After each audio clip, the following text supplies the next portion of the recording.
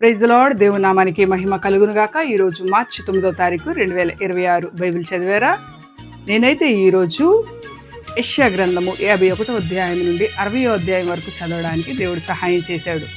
యెషయా గ్రంథము 52వ అధ్యాయము 7వ వచనంలో ఏమని రాసి ఉంటుందంటే, సువార్త ప్రకటించుచు సమాధానము చాటించుచు సువర్తమానము ప్రకటించుచు రక్షణ సమాచారము ప్రచురించు అని పాదములు, నీ దేవుడు ఏలుచున్నాడని సియోనుతో చెప్పు అని పాదములు పర్వతముల మీద ఎంతో సుందరములై ఉన్నవి అని రాసింది.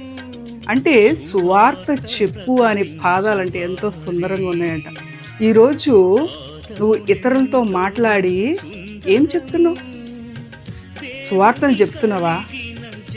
రక్షణ సమాచారం తెలియజేస్తున్నావా? ఏం చేస్తున్నావు?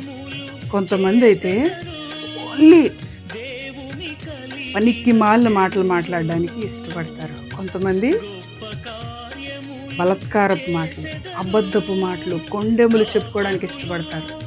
కానీ దేవుడు ఏమంటున్నాడో తెలుసా? సువార్త చెప్పు వాని పాదాలు, సమాధానపు మాటలు చెప్పాలి. అలాంటి వాని పాదాలు ఎంతో సుందరంగా ఉన్నాయి. మరి ఈ రోజున మనం ఏ స్థితిలో ఉన్నాం? మన పాదాలు సుందరంగా ఉన్నాయా? మన పాదాలు ఎటు నడుచుకొని వెళ్తున్నాయి? సువార్త చెప్పడానికి పరిగెడుతున్నాయా, లేకపోతే సినిమా హాల్కి పరిగెడుతున్నాయా? ఒక్కసారి మనలోకి మనమే తొంగి చూసుకుంటే మన పరిస్థితి మొత్తం అర్థమవుతుంది. దేవుడు అన్నీ రాసి పెట్టించాడు. ఎవరికి ఎలాంటి స్థితిని ఇవ్వాలో అన్నీ దేవుడికి తెలుసు. నీ కంఠములో ఊపిరి ఉండగానే నువ్వు దేవుని గురించి చెప్పాలి. రాకడ అతి సమీపంగా ఉంది. దేవుని దగ్గర మనం మంచి వాళ్ళం అనిపించుకోవాలంటే ఆయన చెప్పినది మనం ఇతరులకి చెప్పాలి. నువ్వు చెప్పకపోతే ఇతరులు ఎట్లా తెలుసుకుంటారు? ఎలాగా వాళ్ళు దేవుని నమ్ముతారు?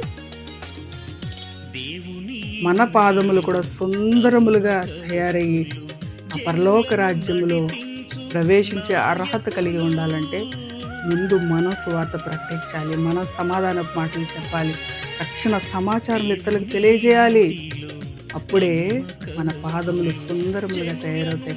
దేవుడు ఆ విధంగా మనల్ని ఆశీర్వదించి సువార్త చెప్పువారిగా మనల్ని చేయనుగాక.